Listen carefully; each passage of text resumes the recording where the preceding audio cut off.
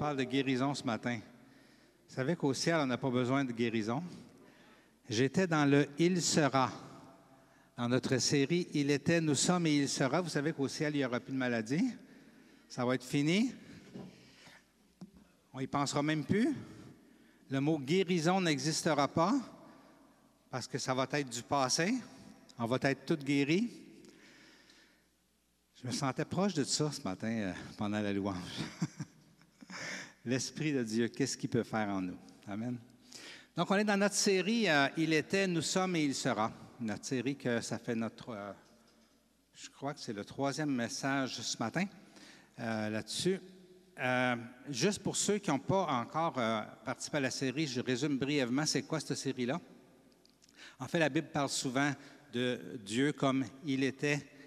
Il est et il sera. Surtout dans l'Apocalypse, ça revient plusieurs fois.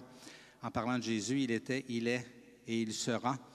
Et Jésus, quand il a quitté la terre après son temps de ministère ici, quand il est mort, il est ressuscité, il a dit à ses disciples qu'il s'en allait auprès du Père. Et il a dit, non seulement après sa résurrection, mais avant aussi, que nous, l'Église, qu'il bâtissait et qu'il bâtit depuis ce temps-là, nous sommes son corps. Et Jésus, lui, il est la tête. Fait que la tête est au ciel, le corps est ici. L'Esprit Saint agit par son corps, qui sommes nous, comme il agissait en lui lorsque lui était sur terre.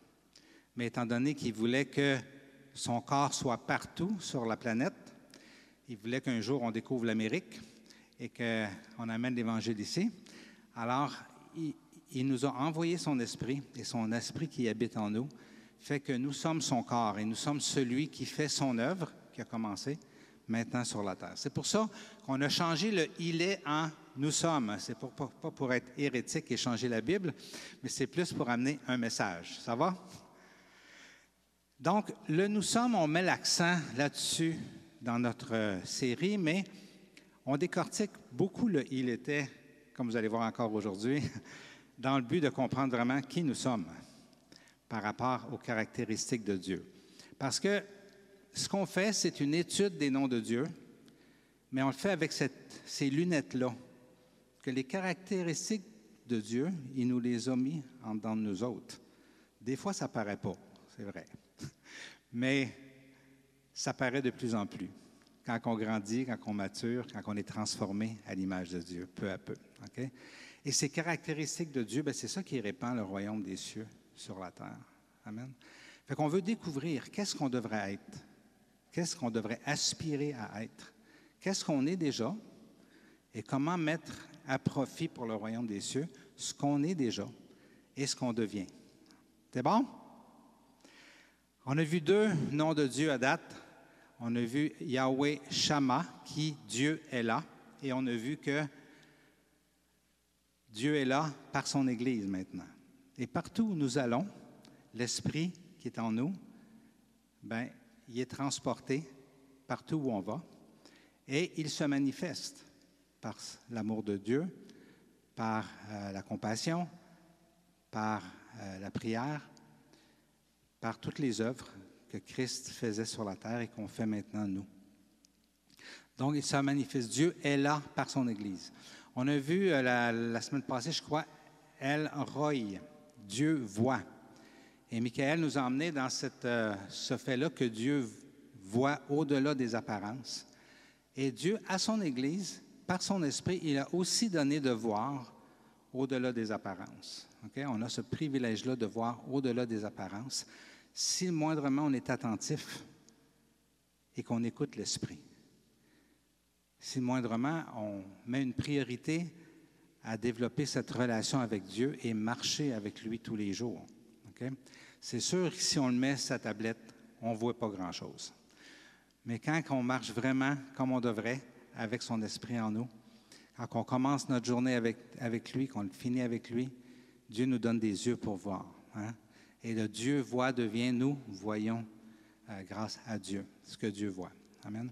Un peu comme on a dit tantôt, là, qu'on peut se promener dans les rues les yeux ouverts et voir ce que Dieu veut qu'on voit et pouvoir de cette façon-là prier pour ce que Dieu nous demande de prier.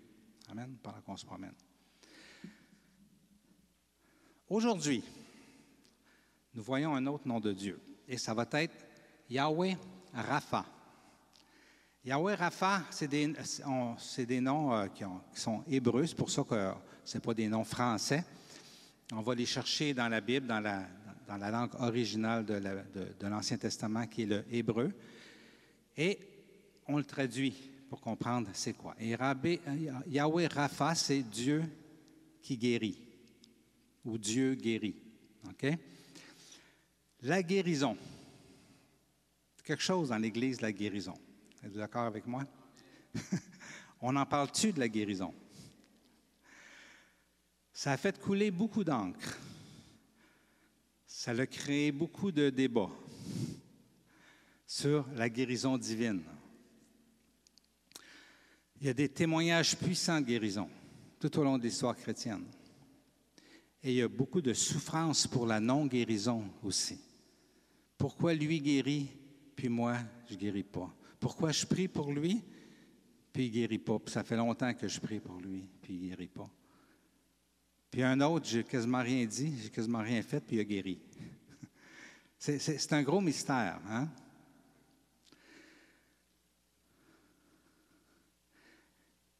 Il y a plein de théories à cause que les choses n'arrivent pas comme on voudrait, qui ont commencé à pousser dans l'Église au travers des âges. Plein de façons de penser, plein de façons de voir les choses. Et en plus, il y a plein de gens qui ont été blessés à cause de la guérison.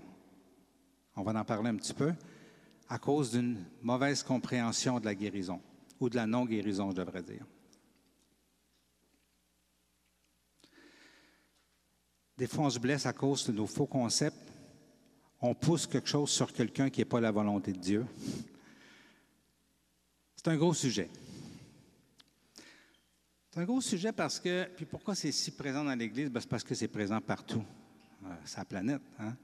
C'est un sujet c'est une des préoccupations, la santé principale, qui amène l'être humain à se préoccuper, à être anxieux, à être inquiète. Hein? Combien de fois on a entendu « Moi, je n'ai pas peur de mourir, mais j'ai peur de souffrir. » Hein? On entend ça souvent, tous les jours, régulièrement.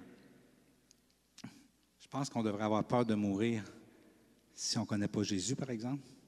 Mais en tout cas, les gens qui ne connaissent pas Jésus, ils ne le savent pas. Il faut leur dire. Il faut leur dire que ça prend Jésus avant d'aller de l'autre bord. Hein? Là, je suis en train de parler de « nous sommes ».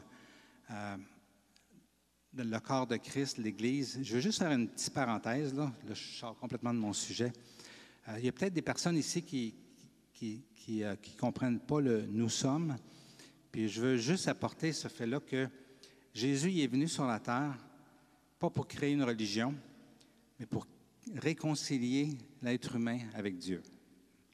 Et non seulement pour faire ça de façon théorique, mais ça va plus loin que ça. C'est de façon palpable et vraie qu'il le fait comment? En faisant que suite à sa mort et sa résurrection, il a rendu possible le fait de devenir fils et filles de Dieu, enfants de Dieu. Et pas juste théoriquement enfants de Dieu, mais surnaturellement, l'Esprit de Dieu vient naître en nous lorsqu'on ouvre notre cœur à Jésus-Christ. Et tous ceux qui l'ont vécu peuvent témoigner que oui, l'Esprit de Dieu est venu en eux et ça a tout changé leur vie. OK? C'est pas juste la théorie. Là, moi, je l'ai vécu avant même qu'on me parle de la théorie. J'ai ouvert mon cœur à Jésus parce que j'étais désespéré. Jésus est venu en moi et ma vie a changé. Puis je cherchais partout, je ne savais pas où chercher Dieu. Puis à un moment donné, j'ai tombé sur un passage biblique. J'ai vu que Jésus il dit qu'il est le seul chemin.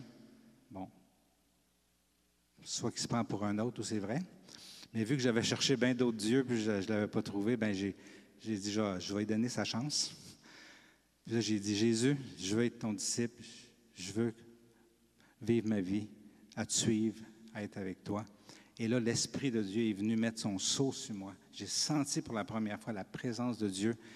J'avais 25 ans et ça me suit depuis l'âge de 25 ans. Ça transforme ma vie, ça guérit mon cœur, ça guérit mon âme, ça guérit plein de choses. Quand on l'a vécu, on ne peut pas le nier. On n'a pas une croyance, les chrétiens. On sait que Dieu est là. C'est un savoir qu'on a. Pourquoi? Parce qu'on l'expérimente. Amen.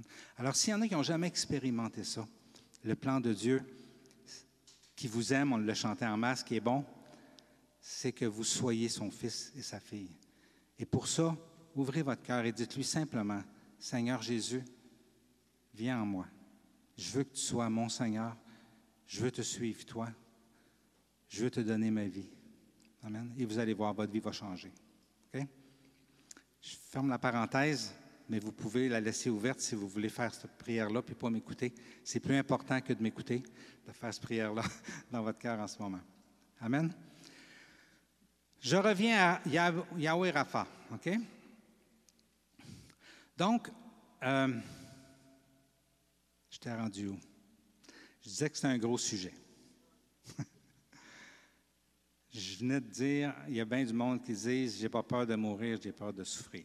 Hein? C'est pour ça que je disais, il vaut mieux connaître Jésus avant de mourir, parce qu'on va aller au ciel. Bonne année, bonne santé.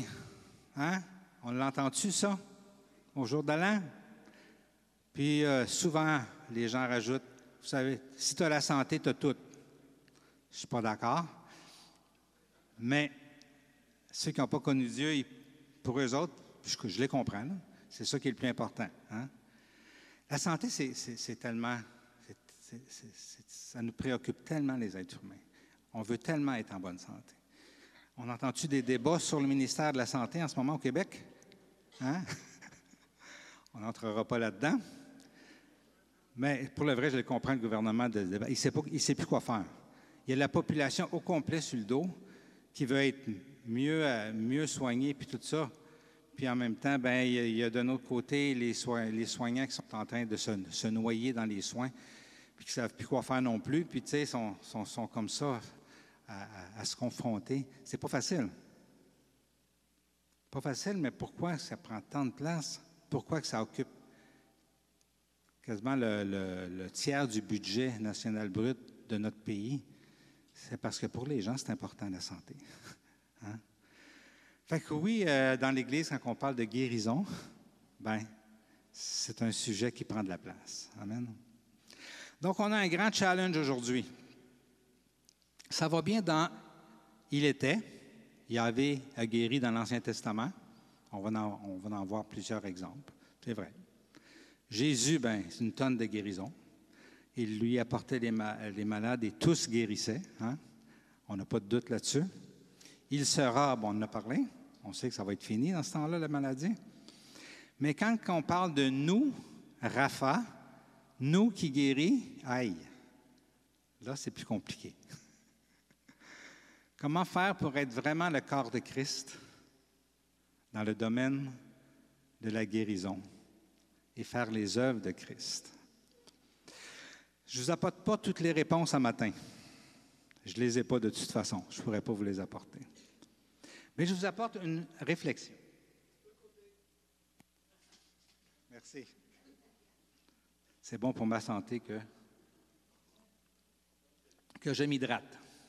Je vous apporte une réflexion et surtout, je vous dirais un focus. OK? Il y a quelques... Quand je vous ai parlé d'eschatologie, je vous ai apporté un focus. Ce matin, je suis en même affaire. Je nous amène un focus. Amen. Fait qu'on va parler de Yahweh Rapha.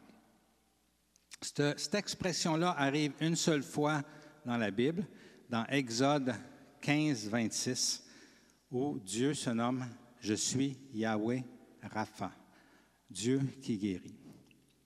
Mais le mot « Rapha », si on enlève le mot « Yahweh », bien, lui apparaît une soixantaine de fois dans l'Ancien Testament. Et il est utilisé, bien entendu, pour tout ce qui concerne la guérison. En fait, le mot veut dire guérir, restaurer ou réparer. Dans le Nouveau Testament, il n'y a pas le mot Rapha. Savez-vous pourquoi? Parce qu'il est écrit en grec, il n'est pas écrit en hébreu. Exactement. Donc, il y a d'autres mots. Et on le retrouve beaucoup plus souvent dans le Nouveau Testament que dans l'Ancien Testament. Et c'est intéressant parce qu'il y a différentes nuances, les différents mots qu'on utilise pour ça. On ne verra pas ça ce matin. On va rester avec Rapha. Donc, quand on parle de guérison pour l'être humain, bien, il y a 3 sortes de guérison. Il y a la guérison physique, il y a la guérison de l'âme, donc psychologique, et ça inclut bien entendu la guérison des relations, des communautés, OK? Même des nations, OK? Et il y a la guérison spirituelle, que je viens de parler quand j'ai parlé d'accepter Jésus, c'est le salut en Jésus-Christ, et aussi la délivrance des instances démoniaques qui souvent vont influencer et même des fois posséder certaines personnes. Okay? Donc, il y a cette guérison spirituelle-là qui existe aussi. Petite précision sur la guérison de l'âme. Okay? Je fais juste cette précision-là parce que souvent, ça a été mal compris dans les églises. Il y a une différence entre le côté psychologique de l'âme et le côté psychiatrique de l'âme. Okay? Faut faire la nuance. On va voir que la guérison de l'âme, le côté psychologique, du moment que tu te convertis, tu commences à guérir. Et c'est un processus qui se fait toute ta vie. Okay? La guérison se produit et c'est tellement bon de se sentir de plus en plus libre par rapport à notre âme, nos émotions, nos façons de voir les choses et nos relations, bien entendu. Ça, c'est automatique. Par contre, il existe dans le domaine de l'âme le côté psychiatrique qui est un côté physique, génétique. Okay? On pense à certaines grosses maladies comme la schizophrénie. Okay?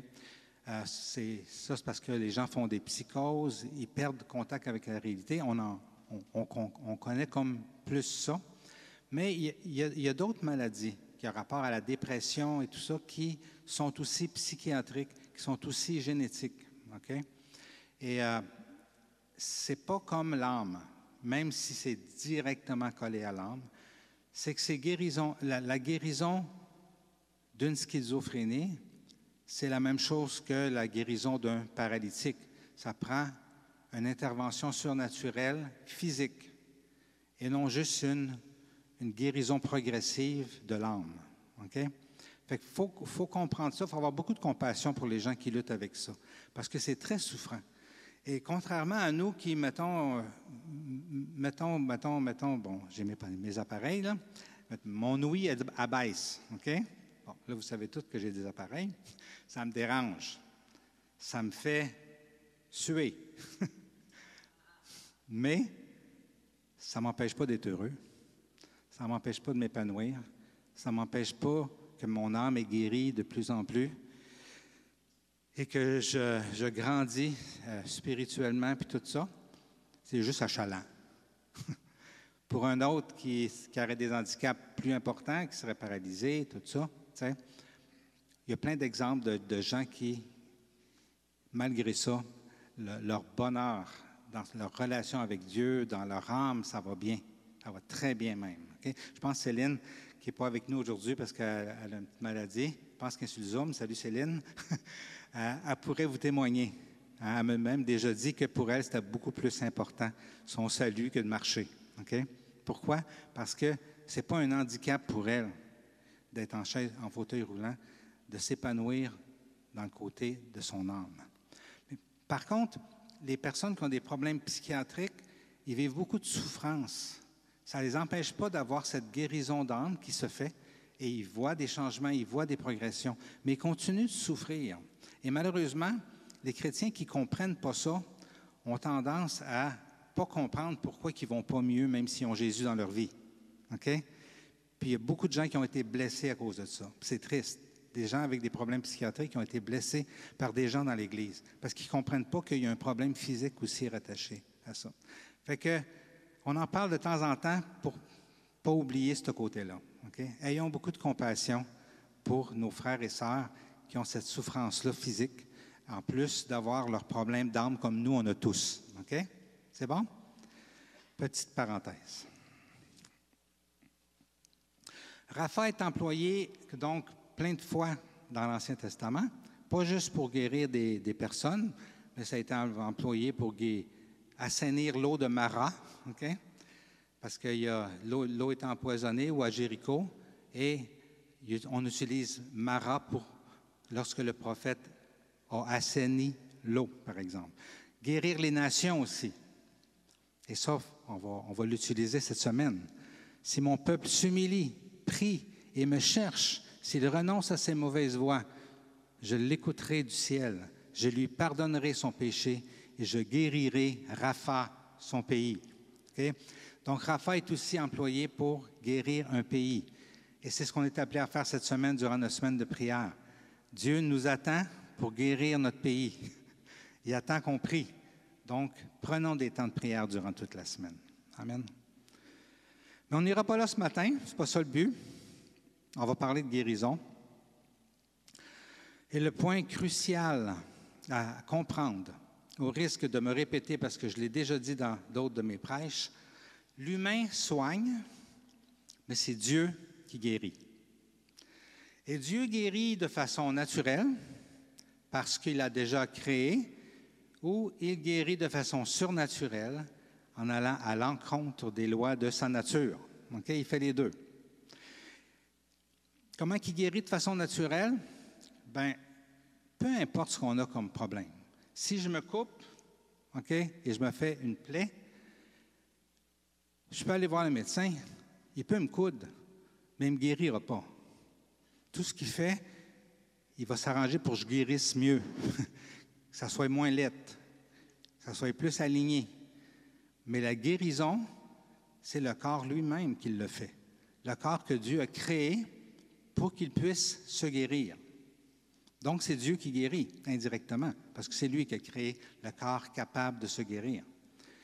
Et peu importe les grosses chirurgies qu'on fait, des greffes, la radiothérapie, la chimiothérapie, les chirurgies cardiaques, peu importe, c'est toujours Dieu qui guérit. Et si le corps n'avait pas cette capacité-là, peu importe ce qu'on ferait, les médecins, il n'y aurait pas de guérison. Mais Dieu a tout prévu. Il a prévu que le corps ait cette capacité-là. Ça, c'est la façon naturelle, selon la façon que Dieu nous a créés. Mais il y a aussi la façon surnaturelle. Lorsque Dieu vient et intervient, comme lorsqu'il a ouvert la mer Rouge, il a intervenu contre sa nature, lorsqu'il a calmé la tempête, lorsqu'il a marché sur l'eau, okay? Dieu est maître de sa création. Et aussi, dans le domaine de la santé, il peut intervenir et guérir directement à l'encontre de ce qui se passe vraiment dans le naturel. C'est ce qu'on veut parler ce matin, bien entendu, de la guérison surnaturelle. Mais sachons que c'est toujours Dieu qui guérit de toute façon.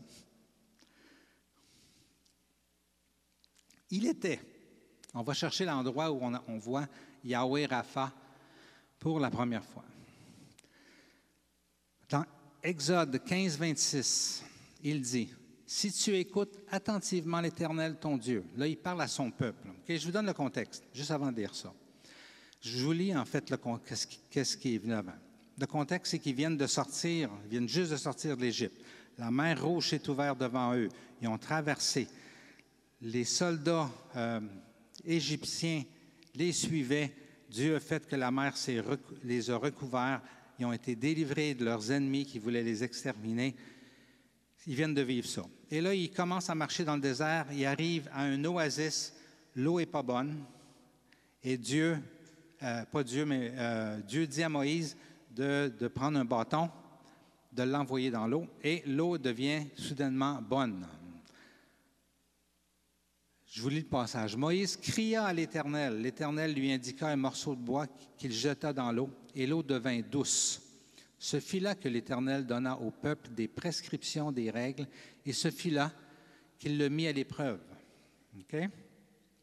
Et c'est là que ce passage-là vient. Il dit, « Si tu écoutes attentivement l'Éternel, ton Dieu, si tu fais ce qui est droit à ses yeux, si tu prêtes l'oreille à ses commandements, si tu obéis à toutes ses prescriptions, je ne te frapperai d'aucune des maladies dont j'ai frappé les Égyptiens, car je suis l'Éternel, celui qui te guérit. » Le peuple de Dieu, qui avait grandi en Égypte pendant 400 ans, s'était multiplié,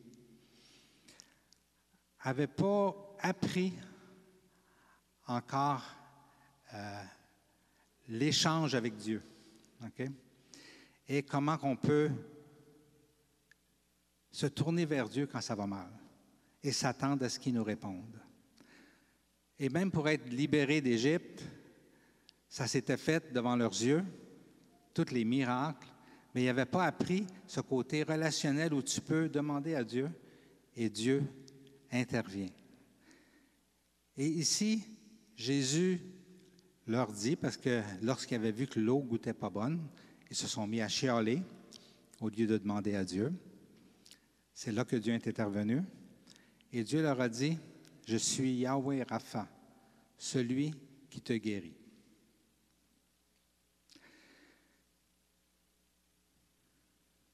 C'est intéressant qu'il dit, « Aucune des maladies dont j'ai frappé les Égyptiens ne t'arrivera, car je suis celui qui te guérit. »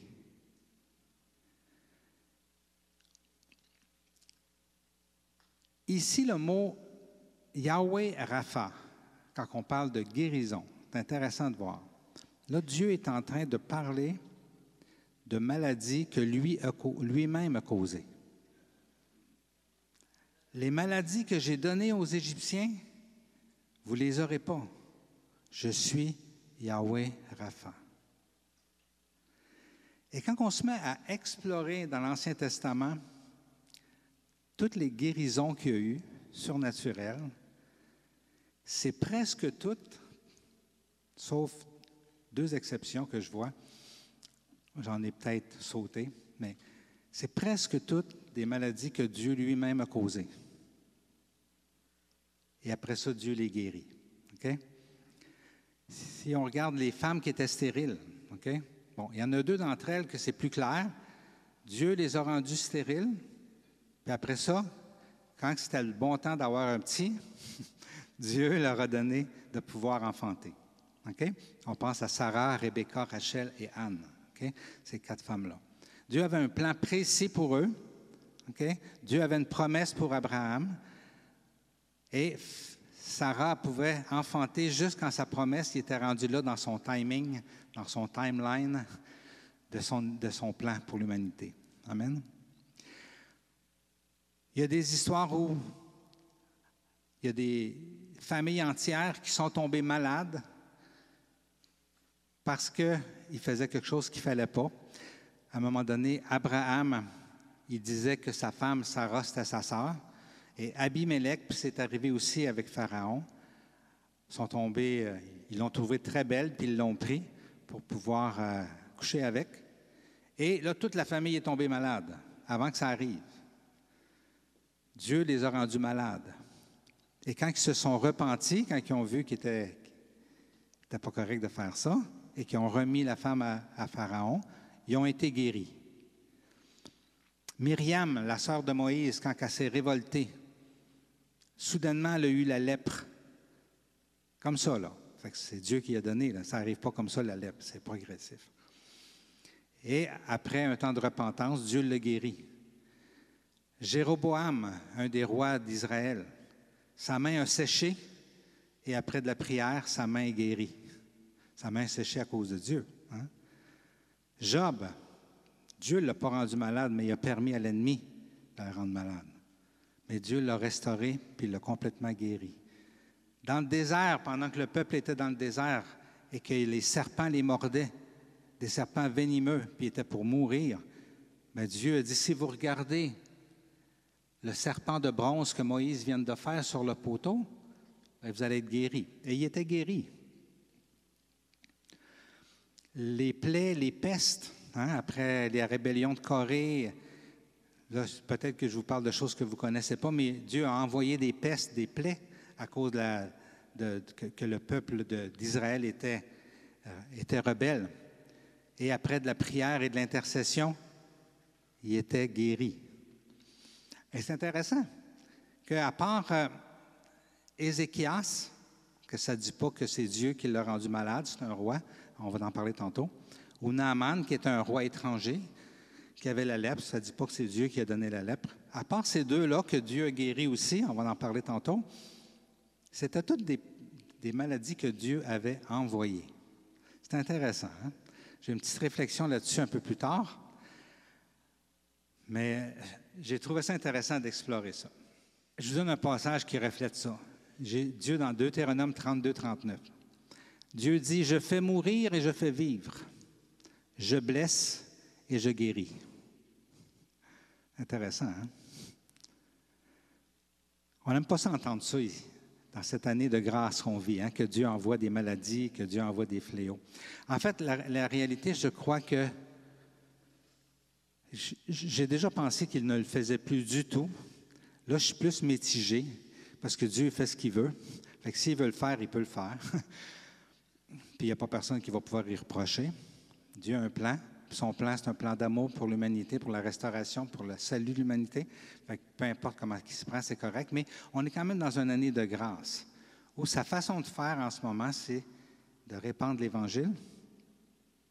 Son esprit convainc de péché, ouvre les cœurs, les gens se repentissent, se donnent à Dieu et commencent un processus de guérison et sont bien entendu sauvés. Ça, c'est le processus de la nouvelle alliance. C'est l'année de grâce qu'on vit. Étant donné qu'on est dans une année de grâce, il y a beaucoup de choses que j'entends des fois ou que je vois sur Internet où les gens disent que c'est Dieu qui envoie ci, puis je ne suis pas d'accord. OK? En tout cas, ça, c'est moi. C'est bon? Mais on sait que ça arrivait, noir sur blanc dans l'Ancien Testament de façon régulière. OK? Il y a quelques exemples dans le Nouveau Testament où c'est arrivé aussi, quand on pense à le couple qui avait conté un mensonge au tout début de l'ère chrétienne dans les Actes des Apôtres, qui avait fait accroire des choses, puis que Pierre il a dit, « Tu mens au Saint-Esprit en ce moment. » Bon. Ils n'ont pas été guéris, eux autres. Mais il y a eu une intervention de Dieu pour... Mais c'est dans le Nouveau Testament, on ne voit pas ça bien gros. Mais peu importe. On sait une chose, parce que Dieu ne change pas. On ne sera jamais atteint des maladies envoyées par Dieu, parce qu'il est Yahweh Rapha et que nous sommes son peuple et que nous lui obéissons. Et c'est exactement ce qu'il avait dit à son peuple. Vous ne serez jamais atteints des fléaux que j'ai envoyés aux Égyptiens. Je suis Yahweh Rapha, Dieu qui guérit. Donc, peu importe comment Dieu va s'y prendre avec ce monde tout croche-là dans lequel on vit aujourd'hui, okay? Peu importe ce qu'il va envoyer, peu importe ce qui va se passer, tombez pas dans les théories de la peur que certains mouvements tombent. Dieu nous dit qu'il ne nous arrivera rien, nous autres. Il l'a promis à son peuple, puis il ne change pas. Il est Yahweh Rapha pour nous. Amen. Si ça vient des hommes, les fléaux, c'est une autre histoire. Prions. Moi, je parle si ça vient de Dieu. Si Dieu envoie quelque chose, on n'a pas à craindre. Si Poutine envoie quelque chose, des bombes atomiques, ça, je ne suis pas sûr. À ce moment-là, je vais prier. C'est bon? On continue. On va voir maintenant les Rapha de l'Ancien Testament. OK? On sait qu'on parle aujourd'hui de guérison, principalement de guérison physique, de guérison de l'âme. OK? On n'abordera pas plus que j'en ai parlé, le salut, la guérison des nations et les autres guérisons des autres troubles et tout ça. Donc, Rapha dans l'Ancien Testament.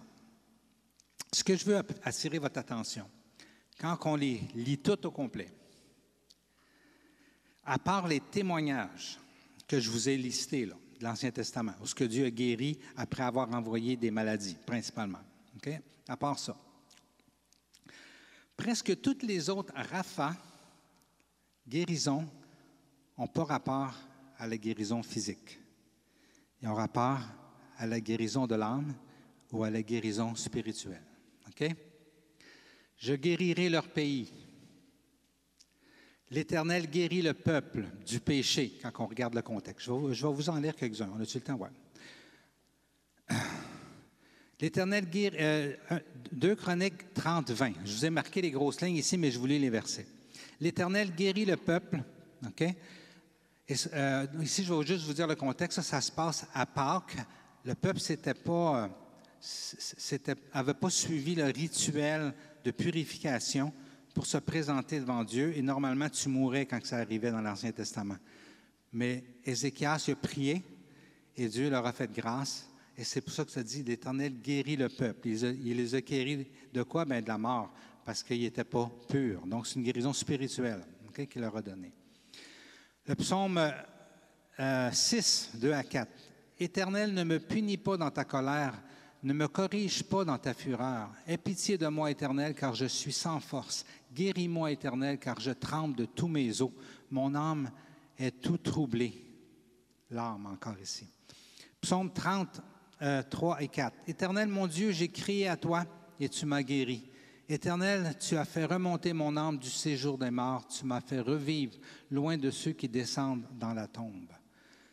Le psaume 41, 4. Guéris mon âme, j'ai péché contre toi. Encore l'âme. Le psaume 103, ça c'est le seul qu'on ne peut pas dire que c'est juste l'âme. Bénis l'Éternel mon âme, que tout ce qui est en moi bénisse son saint nom. Bénis l'Éternel mon âme et n'oublie aucun de ses bienfaits. C'est lui qui pardonne toutes tes fautes, qui guérit toutes tes maladies. OK? C'est bon. Ça peut être les maladies de l'âme, ça peut être les maladies physiques. On continue, c'est-à-dire, psaume 107. Les fous, par leur conduite coupable et par leur faute, ils s'étaient rendus malheureux. Ils avaient en horreur toute nourriture et touchaient aux portes de la mort. Dans leur détresse, ils ont crié à l'Éternel et il les a délivrés de leur angoisse. Il a envoyé sa parole et les a guéris. Amen. L'âme encore ici. Psaume 147, il guérit ceux qui ont le cœur brisé, l'âme. Ésaïe 57, 18, j'ai vu sa conduite, mais je les guérirai. Hein? Ça ne va pas bien parce qu'ils se sont conduits mal. J'ai vu ça, mais je vais les guérir. Jérémie 3, 22, revenez, enfants rebelles, je guérirai vos infidélités. Jérémie 17, guéris-moi, Éternel, et je serai guéri. Sauve-moi, et je serai sauvé. Osez, je guérirai leur infidélité. C'est intéressant, hein? Ça a presque toujours rapport à l'âme. Quand Dieu parle de guérison, c'est l'âme. Par contre, la Bible est remplie de témoignages dans le Nouveau Testament plus de guérison. Mais comme on va voir tantôt, même dans le Nouveau Testament, quand on parle de guérison, on parle de l'âme, mais il y a des témoignages de guérison physique surnaturelle. OK? On s'approche de Jésus. Il était, on va devenir à Jésus, puis après ça, nous sommes. Quand on s'approche de Jésus, ça prend une autre tournure, le sens de guérison. Là, ce n'est plus juste l'âme, mais c'est l'esprit aussi. Et il y a un mot qui ressort, qui est présent aussi dans les traductions, grecques de l'Ancien Testament.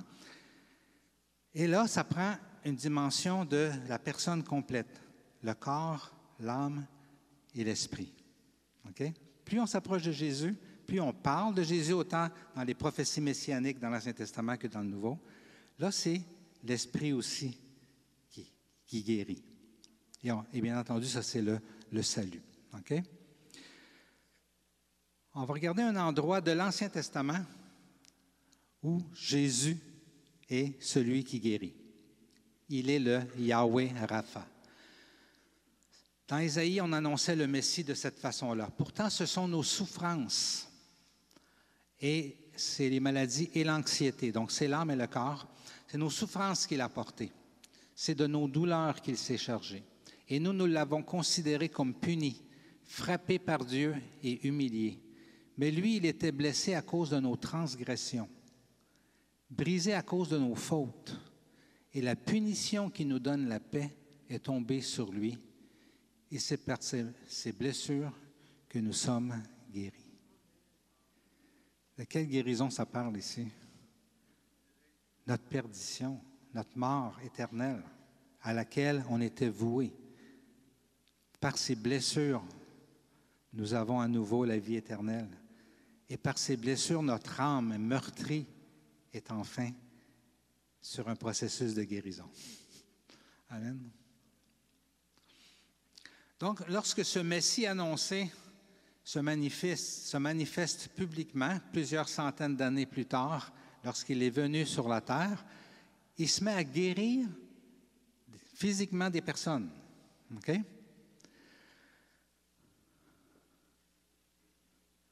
Donc, là, c'est des guérisons physiques que Dieu fait. OK? La différence avec les guérisons qu'on vient de parler de l'Ancien Testament, qui est intéressant, c'est que ce ne sont pas des guérisons, ce ne sont pas des maladies que Dieu a causées. Ce sont des maladies qui sont venues à cause, que la maladie est rentrée dans le monde depuis Adam et Ève, qu'elle s'est répandue sur toute la terre, à cause de notre génétique, à cause de notre contexte de vie, notre classe sociale peut-être, l'hygiène de notre vie, nos mauvais choix qu'on a faits, nos dépendances, nos défauts, notre péché. Ce n'est pas Dieu qui a causé ces maladies-là. Mais là, Dieu se met à guérir des gens qui sont nés dans un monde où tout va mal, où tout est tout croche et tout le monde est malade, et il se met à guérir les gens. Toute une autre dimension par rapport à l'Ancien Testament. Une dimension qui montre la rédemption que Jésus avait à cœur lorsqu'il est venu sur la terre. La rédemption de quoi? Des conséquences du choix d'Adam et Ève il y a longtemps et de nos choix à nous aussi aujourd'hui. C'est ça que Jésus vient maintenant guérir. Amen. Donc Jésus est annoncé comme Ésaïe, comme celui qui guérit l'âme et l'esprit. Et pour prouver au monde qu'il est bien celui-là, celui qui est annoncé, il se met à faire plein de guérisons physiques et bien entendu de l'âme et de l'esprit. OK? Et Matthieu, c'est ce qu'il nous dit quand Matthieu fait référence au passage d'Ésaïe. Ça dit dans Matthieu 8, 16 à 17, « Le soir venu, on amena vers Jésus de nombreux démoniaques. Il chassa les esprits par sa parole et il guérit toutes les malades.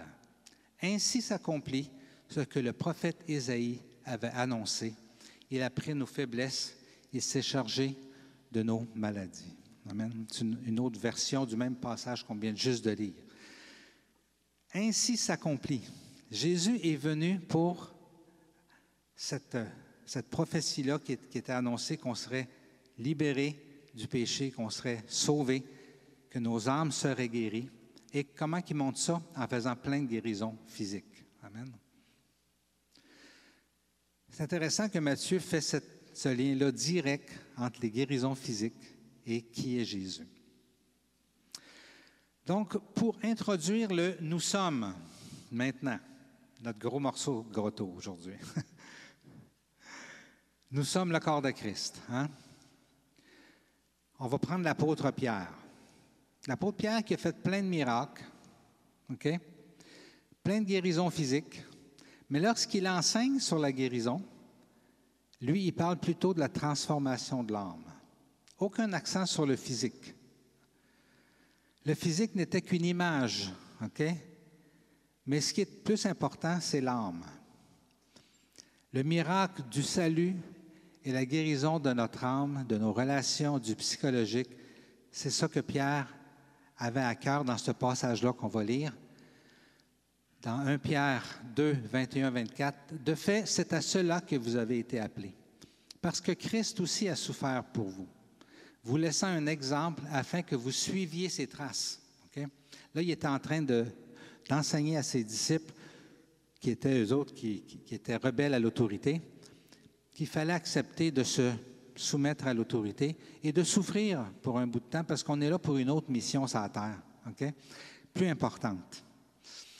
Fait qu'il dit, Christ vous a laissé un exemple afin que vous suiviez ses traces, lui qui n'a pas commis de péché et dans la bouche duquel on n'a pas trouvé de tromperie, lui qui insulté ne rendait pas l'insulte, maltraité ne faisait pas de menace, mais s'en remettait à celui qui juge justement, lui qui a lui-même porté nos péchés dans son corps à la croix, afin que, libérés du péché, nous vivions pour la justice. Et il continue en disant, c'est par ses blessures que vous avez été guéris.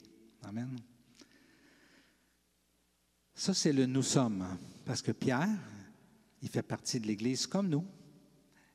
Il n'est pas différent. Il a des qualités et des défauts comme nous, mais il a compris que Jésus est venu pour changer ça, pour nous libérer du péché et pour guérir notre âme. Amen. Ce n'est pas que Pierre ne croyait pas, il en faisait des miracles, mais pour lui, le principal, le focus, c'était le salut et la guérison de l'âme et des relations. Amen. Donc, nous sommes ceux que Dieu appelle à continuer son œuvre qui a commencé sur la terre. C'est intéressant, dans Ésaïe, ça dit « La terre entière est malade ». On est-tu dans ce monde-là? Tout le cœur est souffrant, de la plante du pied jusqu'à la tête. Rien n'est en bon état. Ce ne sont que des blessures, contusions, des plaies vives qui n'ont été ni pansées, ni bandées, ni désinfectées. C'est là qu'on se retrouve, nous sommes. OK? Et Dieu veut qu'on change notre monde. Comment? Par son esprit qui est en nous. OK? Il veut qu'on soit le Yahweh Rapha. Quelque chose, hein? C'est juste que nous portons en nous l'esprit de Yahweh Rapha. Et si on l'écoute, si on fait ce qu'il nous demande, on va apporter de la guérison autour de nous. Principalement de l'âme, mais en passant, avec des guérisons physiques, il y a des miracles aujourd'hui encore physiques qui continuent. Ça n'a pas arrêté. OK? Je voulais juste vous emmener une petite parenthèse sur qu'est-ce que pense l'Église. Comment croit l'Église universelle sur la terre par rapport à la guérison physique? Spirituelle, toute confession confondue, tout le monde, oui, oui, oui. Jésus sauve. Ça va bien. Psychologique, toute confession confondue, oui. Dieu nous guérit dans notre âme, hein? Et nous délivre de notre anxiété, de nos peurs. Mais physique, c'est variable. OK? Je vais passer très brièvement là-dessus.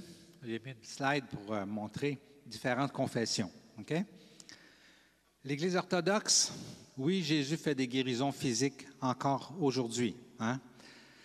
À ma petite recherche, elle dit, elle croit à la guérison, c'est pas seulement physique, mais aussi spirituel et intérieur.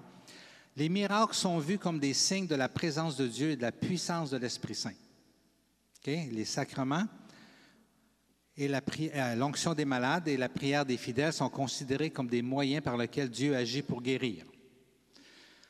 Les catholiques, oui, ils croient à la guérison physique. Dans le catholicisme, la guérison miraculeuse est comprise comme une manifestation particulière de la grâce de Dieu. OK? Bon, eux autres, ils mettent un peu d'intermédiaire entre nous et Dieu. Des fois, ils vont mettre ça sur le dos des saints puis d'autres personnes. Mais au bout de la ligne, nous autres, on sait que c'est Jésus qui fait le job. Puis pourquoi il fait le job? Parce que les autres croient en Jésus, même s'ils prient des saints, puis tout ça, ils croient quand même en Jésus. Puis que Dieu est plein de grâce et que Dieu fait fi de nos théologies des fois pour guérir. Ça, c'est mon opinion. C'est bon? Les évangéliques charismatiques, c'est des centaines de dénominations différentes, là. Oui, oui, oui, la guérison. Et des fois, oui, oui, oui, au top. Guérison physique. Il y a des évangéliques plus réservés. Oui, mais il ne faut pas mettre l'accent là-dessus. Et il y a certaines églises qu'on appelle cessationnistes, eux autres qui croient que ça s'est tout arrêté au temps des apôtres, puis ça n'existe plus aujourd'hui. Dieu les aime quand même, et ils sont quand même sauvés. Ça ne change rien. Mais je voulais juste vous montrer un petit peu les différentes croyances. OK? Je vous ai mis une slide. Qu'est-ce que je crois, moi? Bien, je serais fou de dire que Dieu ne guérit pas aujourd'hui parce que j'ai vu des miracles. Je vous ai déjà parlé de mon patient qui avait un cancer d'œsophage, puis que j'avais écrit dans ma note médicale, j'ai prié pour lui. Ça, c'est avant qu'il soit guéri. Il s'est en allé se faire opérer, puis il est revenu. Puis selon son stade de cancer, il n'aurait pas dû guérir. Puis son chirurgien, il a dit, ouais, je comprends vraiment pas pourquoi tu es complètement guéri maintenant. Il dit, ce que j'ai trouvé bizarre quand j'ai fait venir tes notes de la clinique médicale, c'est que ton médecin a marqué, je prie. J'ai prié pour lui. Il dit, oui, il a prié pour moi. Fait que oui, je crois à la guérison. J'ai plusieurs témoignages de personnes que j'avais prié, mettons, il avait mal dans le dos depuis longtemps. J'avais essayé des affaires, ça n'avait pas marché. J'ai prié pour lui, puis j'ai peut-être revu 1 an ou 2 plus tard, puis ils m'ont dit, « Hey, tu te souviens là, quand tu as prié pour moi? » Puis je ne m'en souvenais pas. Bien, j'ai arrêté d'avoir mal dans le dos à ce moment-là, depuis ce temps-là. Hein? Richard avait prié pour un gars qui avait mal à la tête. J'avais tout essayé pour le guérir, puis ça n'avait pas marché. Et lui, il me rappelle à chaque visite annuelle, « Tu diras à Richard que ça marche encore quand il a prié pour moi. J'ai plus mal à la tête depuis ce temps-là. » Est-ce que Dieu guérit encore aujourd'hui? Oui. On a aussi le mandat de prier pour les malades au nom de Jésus. Est-ce que Jésus guérit tous les malades? Je peux vous dire que non. Parce que même si j'ai vu plein de guérisons, je vous dirais, pour être honnête, que c'est peut-être 1% des gens pour qui j'ai prié pour la guérison. Les 99%, ils n'ont pas guéri. Je ne peux pas vous dire que Jésus guérit chaque fois qu'on prie pour un malade. Je ne peux pas croire ça parce que ce n'est pas mon expérience. Les plans de Dieu sont au-dessus de nos plans et nous devons les respecter. Okay? Il y a 2 petits principes qui sont importants. Nous pouvons proclamer une guérison. Okay? Proclamer, ça veut dire, mettons, dire à Céline, okay? Salut Céline, lève-toi et marche. Okay? Si le Saint-Esprit nous le dit. Mais si le Saint-Esprit ne nous le dit pas, on va juste la blesser. Puis ça, je vous dis ça parce que j'ai vu ça souvent dans l'Église. Des gens blesser des gens parce qu'ils avaient la conviction que les gens guériraient et ces personnes-là n'ont pas guéri. Okay? Et c'était mon dernier point. Si on prophétise une guérison par nous-mêmes et que ça n'arrive pas, on doit reconnaître qu'on était dans le champ. Okay? Et on doit demander pardon aux malades. Pourquoi? Pour préserver sa relation avec Dieu. Parce qu'il y a des gens qui ont laissé l'Église à cause de ça. Parce qu'on leur a promis qu'ils guériraient, puis ils n'ont jamais guéri. Puis la personne qui a promis qu'il guérirait, ce n'est pas le Saint-Esprit qui a dit, c'est lui qui avait décidé ça. Fait qu'il faut faire attention avec la guérison. Ça a des bons côtés. C'est la gloire de Dieu qui se manifeste avec puissance. Je prie pour qu'il y en ait plus. Mais ce n'est pas nous autres les gérants de la guérison. C'est le Saint-Esprit. Donc oui, si le Saint-Esprit nous dit de faire quelque chose comme ça, ça va toujours arriver. Parce que Dieu ne se trompe pas. Mais si on pense que c'est le Saint-Esprit et qu'on le fait et que ce n'est pas arrivé, bien, soyons assez humbles pour dire « je me suis trompé ». Et allons voir la personne pour pas qu'elle soit blessée de ça. Amen? Oui, il y a des gens qui rendent des autres coupables. Okay? Ils vont rendre des gens qui prient coupables. OK? Ah, tu as passé la foi, c'est pour ça que ton malade pour qui tu as prié n'est pas guéri. Mais pire que ça, ils vont rendre la personne malade coupable. Puis ils vont dire, c'est parce que tu n'as pas la foi, moi j'ai prié pour toi que tu n'as pas guéri. C'est terrible, c'est atroce. OK? Puis s'il y en a qui ont vécu ça ici, bien, pardon au nom du corps de Christ, parce que ce n'est pas la volonté de Dieu qu'on se dise des choses comme ça. OK? Fait que faut être prudent avec la guérison. Amen. 5 types de guérison, 5 types de façons d'opérer la guérison physique. On peut prier et on peut demander la guérison. Il y a le miracle direct que je viens de vous parler sous l'inspiration du Saint-Esprit. Il y a la guérison prophétisée, c'est-à-dire que la personne ne guérit pas au moment, mais c'est de l'Esprit, puis elle va guérir. OK? Il y a la guérison dans une ambiance spirituelle, sans intervention directe, mais nous créons une ambiance spirituelle. Okay? Et finalement, il y a le psaume 135, 6, où ça dit « Dieu règne dans les cieux et il fait ce qu'il veut. » Okay? Fait que là, il n'y a pas besoin de nous autres. Mais il a décidé de nous utiliser souvent. Donc, prier pour la guérison, c'est l'exemple d'Ézéchias dans l'Ancien Testament. Ça dit, à cette époque, Ézéchias fut atteint d'une maladie mortelle. Le prophète Ésaïe, fils d'Amos, vint le trouver et lui annonça, « Voici ce que dit l'Éternel. Donne tes ordres à ta famille, car tu vas mourir. Tu ne vivras plus. Ézéchias se tourna, le visage contre le mur, et fit cette prière. Éternel, souviens-toi quand j'ai marché devant toi dans la vérité, avec un cœur intègre, et que j'ai fait ce qui est bien à tes yeux. Puis il pleura abondamment. Qu'est-ce que Dieu a fait? Il le guérit. Voici ce que dit l'Éternel. Il a demandé à fait au prophète, alors qu'il sortait, rentre. J'ai changé d'idée. Il dit, j'ai entendu ta prière, j'ai vu tes larmes, je vais te guérir. Et dès après-demain, tu pourras monter à la maison de l'Éternel. J'ajouterai 15 années à ta vie. C'est intéressant ici, Dieu a vu son cœur. Hein? Il n'a même pas... en fait, Ézéchias n'a même pas dit « guéris-moi », mais c'est ça que ça voulait dire, hein? Quand il pleurait devant Dieu. « J'ai travaillé fort pour toi, là. Mais je suis donné à toi, là. Je vais te guérir, c'est bon. » Prier pour la guérison, c'est ce qu'on fait le plus, OK? Continuons de le faire. C'est de Dieu. Il faut prier pour les malades. Il faut prier pour nos maladies. OK? C'est bon? Les miracles directs, OK? Ben, on a l'exemple que je vous ai nommé. Pierre, accompagné de Jean, fixa les yeux sur le paralytique. Regarde-nous. Il le regardait attentivement, s'attendant à recevoir d'eux quelque chose, parce qu'il mendiait. Alors Pierre lui dit, « Je n'ai ni argent ni or, mais ce que j'ai, je te le donne. Au nom de Jésus-Christ de Nazareth, lève-toi et marche. » Puis, il le prit par la main droite et le fit lever. Ses pieds et ses chevilles s'affermirent immédiatement. D'un bond, il fut debout. Il se mit à marcher. Il entra avec eux dans le temple, marchant et sautant et adressant des louanges. Amen. Wow! Je veux entendre Dieu, puis je veux le faire, sans me tromper. Mais Pierre et Jean avaient entendu Dieu ici. Amen. Comme Jésus, tous les miracles qu'il a faits, il a toujours dit que c'est le Père qui lui disait des faire. C'est toujours le Père qui lui inspirait. Guérison prophétisée. Je vais vous parler d'Élisée qui a guéri Naaman. Naaman, un roi dans l'Ancien Testament qui avait la lèpre. Il lui a dit, « Va te laver 7 fois dans le Jourdain, ta chair deviendra saine et tu seras pur. » Il a rechigné un peu, mais finalement, il est allé.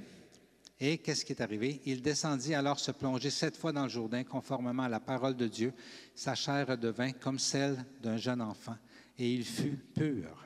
Okay? Donc, Dieu lui avait parlé. C'est la même chose. Il faut que Dieu nous parle pour dire à quelqu'un, fais telle affaire, puis tu vas guérir. Okay? Sinon, allons lui demander pardon si ça n'arrive pas. Guérison par sa présence, sans intervention. Okay? Dans Actes, okay, Pierre était là, rempli de l'Esprit Saint, puis ça dit, on en venait à sortir les malades dans les rues, les placer sur les civières et des brancards, afin que lorsque Pierre passerait, son ombre au moins couvre l'un d'eux. Une foule de gens accourait aussi des villes voisines vers Jérusalem. Ils amenaient des malades et des personnes tourmentées par des esprits impurs, et tous étaient guéris. Et on a tous entendu, ou plusieurs d'entre nous ont entendu des miracles et des guérisons qui se sont passés dans des soirées de louanges, par exemple, où la présence de Dieu est puissante. Un matin, dans les Alléluia, là, je ne sais pas s'il y en a qui sont guéris, mais moi, je chantais vraiment la présence de Dieu, là. Dieu opère des guérisons quand sa présence, quand l'ambiance fait que sa présence est là. Amen. Amen. Puis l'autre, ben, Dieu fait ce qu'il veut quand il veut. Ben, ça, je ne vous en parle pas, on le sait tout. OK? Nous sommes. Je vais inviter le groupe de louanges de venir chanter le dernier chant que je trouvais vraiment approprié. Nous sommes, c'est quoi nous sommes? Nous sommes le sel de la terre, que Jésus nous dit. Nous sommes la lumière du monde, c'est Jésus qui le dit. Nous sommes le corps de Christ, c'est Jésus qui nous l'affirme. Et ceux qui ont reçu cette onction ou cette mission, OK? C'est ça qu'ils ont reçu de Christ en tant que sel de la terre, lumière du monde et corps de Christ. C'est l'Esprit du Seigneur est sur moi, sur nous son corps, parce qu'il nous a consacrés, nous son corps, par onction, pour annoncer la bonne nouvelle aux pauvres. Il m'a envoyé pour guérir ceux qui ont le cœur brisé, pour proclamer aux prisonniers la délivrance et aux aveugles le recouvrement de la vue, pour renvoyer libres les opprimés, pour proclamer une année de grâce du Seigneur. Le focus de Jésus, c'est l'âme et l'esprit. Si on focus sur la guérison physique, on manque le bateau. Focusons sur le même focus que Dieu, c'est-à-dire opérons les fruits que Dieu nous a donnés en nous, qui est quoi? Qui est d'aimer, d'avoir compassion, d'aider, de donner de notre temps, de nos biens, pour les gens qui souffrent, pour le monde qui souffre autour de nous. Opérons l'amour de Christ partout autour de nous, en désirant le salut des gens, en désirant la guérison des relations, en désirant la guérison des familles. Et les guérisons physiques, ils vont arriver. Parce qu'on fait partie du royaume des cieux et la guérison physique fait partie du royaume des cieux. Autant aujourd'hui, en 2025, qu'il y a 2000 ans. Mais gardons notre focus à la bonne place. Amen. Il sera, ça c'est la promesse, on va avoir des corps renouvelés à la fin des temps. OK? Voici, je vous lis juste le deuxième, vous lirez le premier.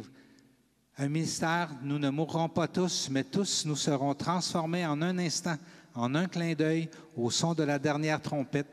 La trompette sonnera, alors les morts ressusciteront incorruptibles et nous serons transformés.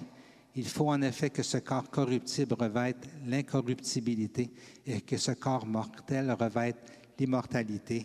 Il n'y en aura plus de maladie au ciel. Mais gardons notre focus à bonne place. Amen.